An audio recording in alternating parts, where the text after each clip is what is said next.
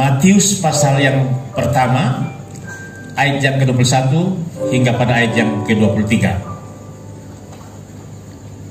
1, 2, 3. Ia akan melahirkan anak laki-laki, dan engkau akan menamakan dia Yesus, karena dialah yang akan menyelamatkan umatnya dari dosa mereka. Hal itu terjadi supaya genaplah yang difirmankan Tuhan oleh Nabi, sesungguhnya anak darah itu akan mengandung dan melahirkan seorang anak laki-laki, dan mereka akan menamakan dia Immanuel, yang berarti Allah menyertai kita. Silakan duduk. Bapak Ibu sekalian, hari ini adalah hari yang ke-21 bulan Desember 2022, dan berdasarkan kalender gereja kita telah memasuki minggu Adventus yang terakhir. Artinya tinggal menghitung hari lagi kita bersama-sama akan merayakan hari kebesaran kita, yaitu Natal Kristus. Amin. Tema Natal malam ini adalah supaya mereka menjadi satu. Ini hurufnya besar sekali, biar dibuka jalan sana ada belia ini barangnya. Supaya mereka menjadi satu. Bapak Ibu sekalian, kalimat demi kalimat ini punya arti, punya makna. Kenapa? Karena ini adalah ucapan Tuhan kita Yesus Kristus. Punya arti, punya makna. Kalimat demi kalimat ini punya kuasa. Punya kuasa. Coba kita lihat satu-satu. Supaya itu dalam tata bahasa Indonesia kata kerja. Karena dia kata kerja, berarti ini satu keharusan harus kita laksanakan. Supaya, sinonim dari supaya, hendaknya. Ini ucapan Kristus Tuhan kita, deklarasi. Yesus 2000 tahun yang lalu sudah mengumumkan ini, memohon, meminta supaya semua gereja, semua umat Tuhan menjadi satu. Merek gereja boleh beda. Ada Katolik, ada Protestan, ada Gimi, ada GPM, Pantekosta, ada Kalvari, ada, dan macam-macam gereja. Tetapi karena ini Tuhan bilang, karena ini perkataan Tuhan, karena ini deklarasi Tuhan, kita semua harus bersatu. Supaya apa? Kita kuat. Kalau kita tidak bersatu, kita tercerai-berai, kita menjadi tidak kuat. Bapak Ibu sekalian, kata mereka, siapa itu mereka? Mereka di sini adalah pertama murid-murid Yesus. 12 murid Yesus, 11 jadi rasul. Mereka di sini adalah para rasul-rasul. Ketika hari Pentakosta di Yerusalem, Petrus berkhotbah, 3.000 orang bertobat. Mereka pergi kemana-mana, menginjil, memberitakan kabar baik. Dan mereka di sini adalah kita hari ini, Bapak Ibu dan saya. Gereja abad ini dan akan datang. Saudara, kita semua yang percaya Yesus Tuhan, kita harus bersatu. Yang berikut, menjadi satu ini adalah tujuan, visi yang harus dicapai oleh gereja abad ini. Kita orang sekarang bicara keesaan gereja. Ya, Tuhan sudah lebih dulu. Tuhan kita sudah lebih dulu membicarakan ini tentang keesaan gereja. Jangan karena gereja kita orang berantem. Kita tidak kuat. Ya, tidak ada yang kuat. Kekuatan kita hanya satu, Yesus Kristus. Itulah sebabnya, tema ini menurut saya penting kembali kita merenungkan bersama-sama di abad ini. Mengapa kita harus bersatu? Mengapa Yesus berdoa 4 kali? Yesus mengucapkan ini pada ayat yang ke-11, ayat ke-12, 22 dan 23. Yesus bicara ini supaya mereka menjadi satu. Satu dalam apa? Dalam iman. Satu dalam iman. Tadi Pak Pendeta Chris ada deklarasi Gereja Nazaret ini mulai tahun depan selalu memperkatakan Yesus dengan lagu I Speak Jesus. Ini harus kita lakukan terus-menerus supaya dunia tahu, Indonesia tahu, Maluku tahu, Sulawesi tahu, Jawa tahu, Sumatera tahu, Halmahera tahu, Yesus itu adalah Tuhan. Saatnya sekarang kita orang bersatu. Tinggalkan merek gereja dulu.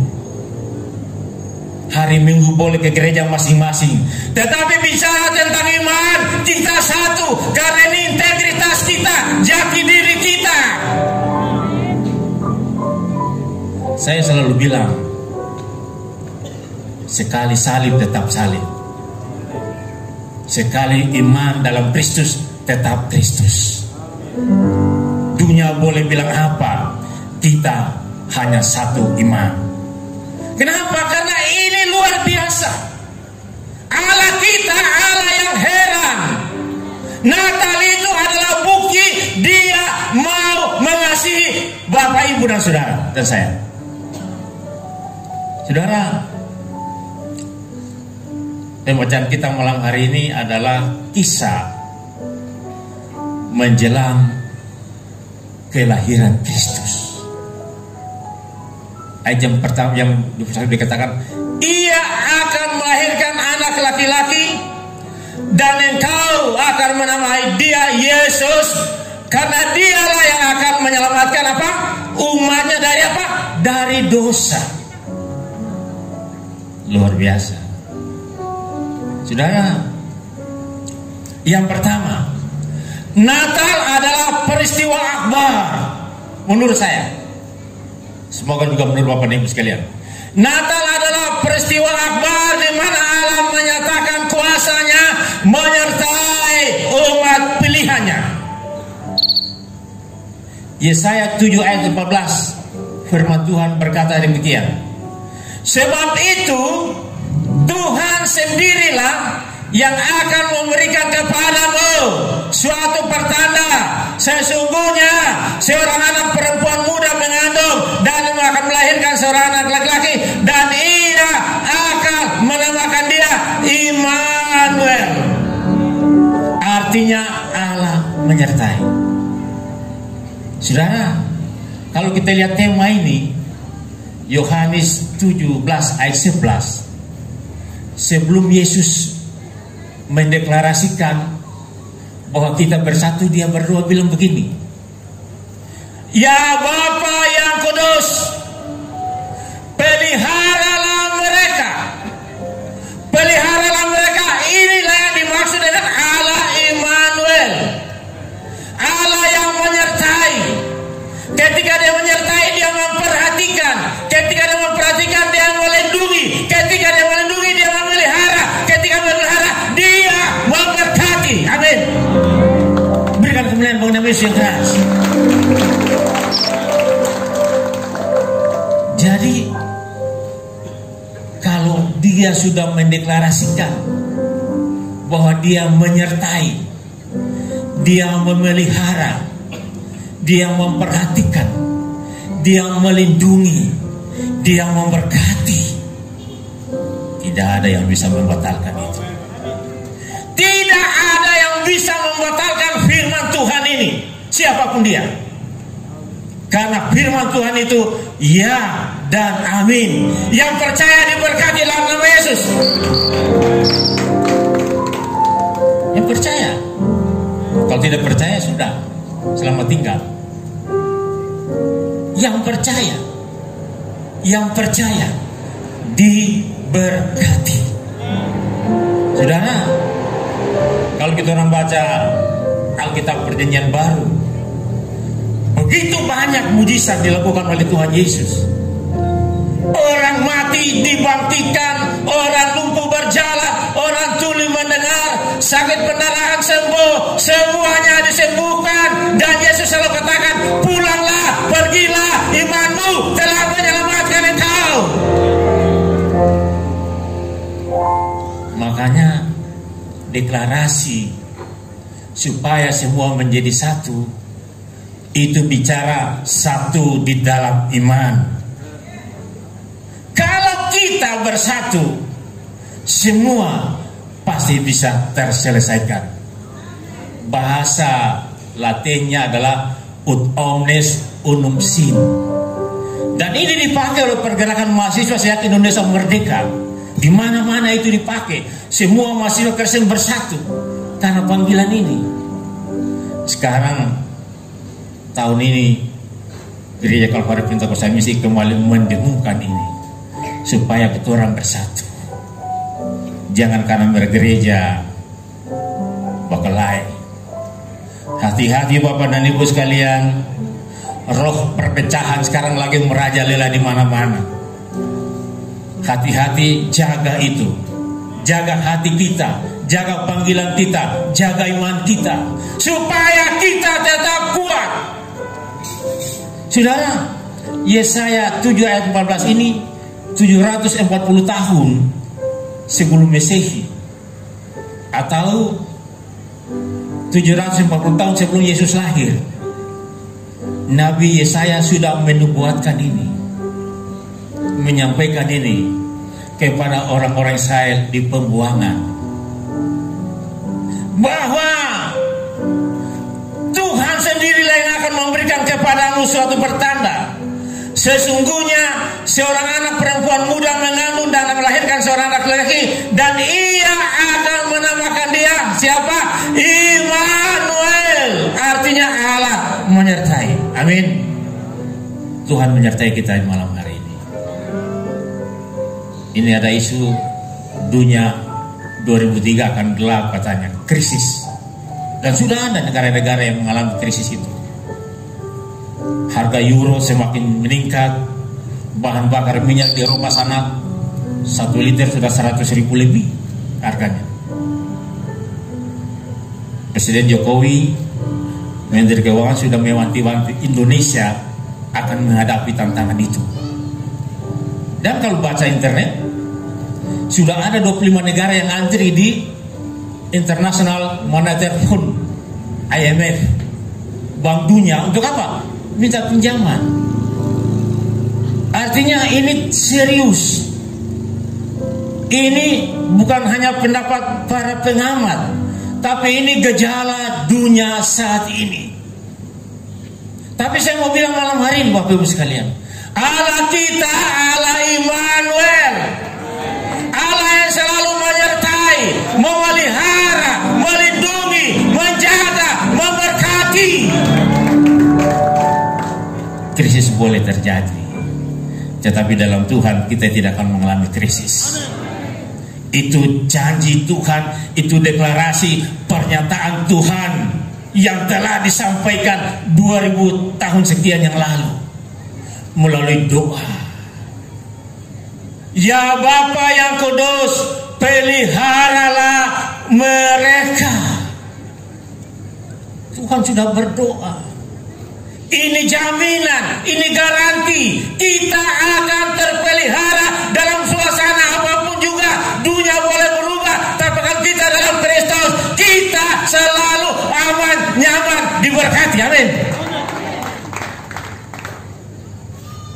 Natal tahun ini momentum penting untuk kita kembali merenungkan kasih dan penyertaan Tuhan.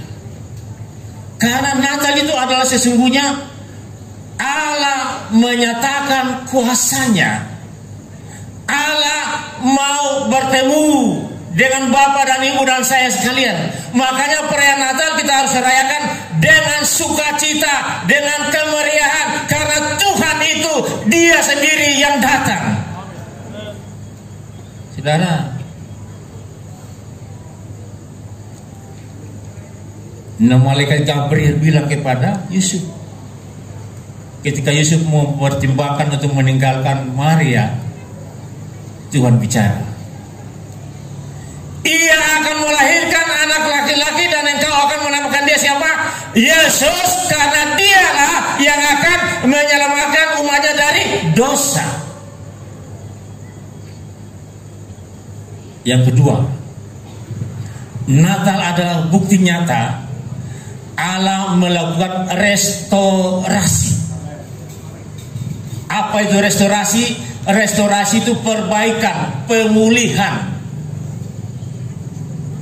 Allah mau melakukan restorasi supaya apa? Hidup kita dipulihkan, hidup kita disempurnakan menjadi orang-orang yang berarti di hadapannya. Berarti kalau tidak dipulihkan, kita tidak punya arti apa-apa. Karena sesungguhnya semua orang telah berdosa dan hilang kemuliaannya, kata Rasul Paulus. Saudara, kalau Kejadian 3 ayat 15, aku akan mengadakan permusuhan antara engkau dan perempuan ini, antara keturunanmu dan keturunannya akan meremukkan kepalamu, dan engkau akan meremukkan tumitnya. Ini berat. Tuhan bermusuhan dengan umat ciptanya, itu berat. Oleh sebab itu perlu ada restorasi, dan Tuhan sendiri datang melakukan restorasi. Sekarang baru ada pemerintah, partai politik bilang restorasi. Dulu sebelum kalian bicara restorasi, Tuhan kita yang hebat sudah bicara restorasi. Sudah. Sekarang baru bilang restorasi. Tuhan sudah bicara dulu tentang ini. Kejadian 6 ayat 7. Ketika dilihat Tuhan bahwa kejahatan manusia besar di bumi, dan bahwa segala kecenderungan hatinya selalu membuahkan kejahatan semata-mata, maka menyesallah Tuhan bahwa ia telah menjadikan manusia di bumi, dan hal itu memulihkan hatinya. Ini problema, ini persoalan, ini masalah penting, masalah yang besar, sehingga Tuhan datang melakukan restorasi. Mau restorasi malam ini? Mau berikan kemuliaan bagi nama Yesus. Tanpa restorasi kita tidak berkenan di hadapan Tuhan. Tanpa restorasi hidup kita tidak diberkati. Restorasi, suami istri harus selalu ada restorasi. Amin. Dalam persekutuan yang kecil, yang besar harus ada restorasi. Amin. Dalam organisasi gereja juga sama, harus ada restorasi, perbaikan, pemulihan di hadapan Tuhan. Sebab tanpa restorasi kita tidak berkenan di hadapan Tuhan. Saudara, ayat yang ke-7, berfirmanlah Tuhan, aku akan menghapuskan manusia yang telah kuciptakan itu dari muka bumi, baik manusia maupun hewan, dan binatang-binatang melata, dan burung-burung di udara, sebab aku menyesal bahwa aku telah menjadikan mereka. Saudara, dosa itu Allah menyesal. Stop bikin dosa.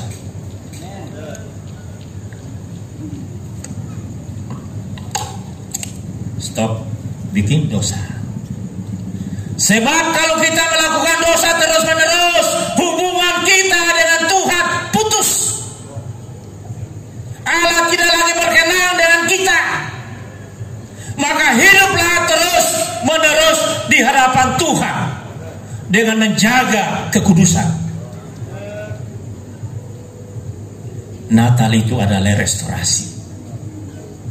Restorasi sudah dilakukan. Mari kita memegang itu, menyongsong itu dengan baik supaya hidup kita terus-menerus dibaharui dan berkenan di hadapan Tuhan. Restorasi sudah terjadi. Apa ada restorasi kedua? Saudara, pemulihan, perbaikan tatanan dunia yang rusak sudah dilakukan oleh Tuhan. Mari kita sama-sama melaksanakan itu. Saudara, restorasi adalah maunya Tuhan. Berarti ini agenda Tuhan. Ini rancangan Tuhan. Ini rencana Tuhan. Dan nama rancangan Tuhan tidak akannya gagal. Kalau manusia gagal boleh, tapi Tuhan tidak pernah gagal. Saudara, ini perlu. Natal itu bukan sekedar seremoni. Natal itu hakikatnya adalah restorasi yang dilakukan oleh Tuhan untuk dunia yang telah rusak. Kehancuran dunia dan manusia itu kemudian Allah menghukum. Kita sudah tahu peristiwa air bah hancur. Hanya Nuh dan keluarga yang diselamatkan. Karena Nuh hidupnya berkenan di hadirat Tuhan. Saudara, yang ketiga, Natal adalah Allah peduli untuk menyelamatkan dunia dan manusia dari kehancuran. Restorasi, Allah peduli. Kejadian 8:21, demikian firman Tuhan. Ketika Tuhan mencium persembahan yang harum itu, berfirmanlah Tuhan dalam hatinya, aku takkan mengutuk bumi ini lagi karena manusia, sekalipun yang ditimbulkan hatinya adalah jahat dari sejak kecilnya. Dan aku tak akan membinasakan lagi segala yang hidup seperti yang telah kulakukan. Selama bumi masih ada, takkan berhenti-hentinya musim menabur dan menuai, dingin dan panas, kemarau dan hujan, siang dan malam. Berikan kemuliaan bagi nama Yesus. Allah kita Allah yang heran, Allah yang luar biasa. Sudah bikin kesalahan, menyakiti hati dia, berdosa di hadapan dia, tetapi dia berbelas kasihan. Dia punya kasih yang besar. Dia mau lagi memperbaiki hubungannya dengan dunia, dengan manusia yang menyakiti hatinya. Saudara, waktu Tuhan menciptakan bumi dan seterusnya dan manusia dalam posisi yang mana?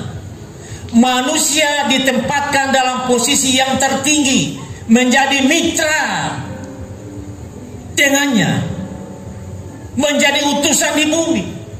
Tuhan tidak menciptakan manusia biasa-biasa saja, tetapi dia mentransfer kekuasaannya supaya manusia berkuasa atas bumi, atas dunia yang diciptakannya. Manusia berarti di hadapan dia.